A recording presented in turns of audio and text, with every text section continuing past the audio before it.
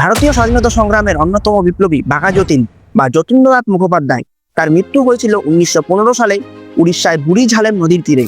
কিন্তু তার মৃত্যুর পিছনে মূল কারিগর ছিল কলকাতা পুলিশের কমিশনার স্যার চার্লস টোগাট। দীর্ঘ ইংরেজ শাসনে কলকাতা পুলিশের কমিশনারের চেয়ারে বহু ইংরেজ পুলিশ অফিসাররা বসেছেন, কিন্তু তার মধ্যে উল্লেখযোগ্য হলো এই চার্লস টোগাট, কারণ তার কর্মকাণ্ডের জন্য তিনি বিপ্লবীদের হিট লিস্টে নাম্বার 1-এ ছিলেন। 1923 সালে তিনি কলকাতা পুলিশের কমিশনার পদ গ্রহণ করেন এবং ছিলেন 1931 সাল পর্যন্ত। এর মাঝখানে তাকে বিভিন্নবার হত্যা করার চেষ্টা করেছিল বিপ্লবীরা, কিন্তু কোন অমোঘ জাদু বলে তিনি বারবারই বেঁচে গিয়েছিলেন। 12 জানুয়ারি 1924 সাল, এই দিন বিপ্লবী গোপীমোহন উরুফে, যার ডাকনাম ছিল জুলু, ছদ্মবেশে অপেক্ষা করেছিলেন সেই চার্লস টোগাটের জন্য পার্ক স্ট্রিট ও চৌরঙ্গীর সংযোগস্থলে। অবশেষে দীর্ঘ প্রতীক্ষার পর লক্ষ্যকে নির্দিষ্ট করে গুলি চালালো গোপীমোহন।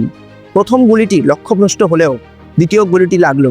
একজন ইংরেজ হঠাৎ করেই রাস্তার মাঝখানে লুটিয়ে পড়লেন। কিন্তু এ কি, সে তো চার্লস টোগাট নয়। আসলে চার্লস টোগাট মনে করে ভুলবশত এই গোপীমোহন খুন করে বসে আরেক ইংরেজ কর্মচারীকে, যার নাম ছিল আর্নেস্ট ডে। 25শে আগস্ট 1930 সালে লালবাজারের পুলিশ অফিসে ঢোকাকালীন সেই টোগাটের গাড়ি লক্ষ্য করে বোমা ছড়েন দীনেশচন্দ্র মজুমদার ও অনুজা চরণ সেন। কিন্তু এইবারও বেঁচে গিয়েছিল চার্লস টোগাট, কিন্তু ঘটনাস্থলেই মৃত্যু হয়েছিল অনুজা চরণ সেনের। অবশেষে 1 মার্চ 1924 সালে ফাঁসি হয় বিপ্লবী গোপীমোহনের। এই সমস্ত ধরনের ইতিহাস আমাদের ইতিহাসের পুস্তকগুলোতে নেই।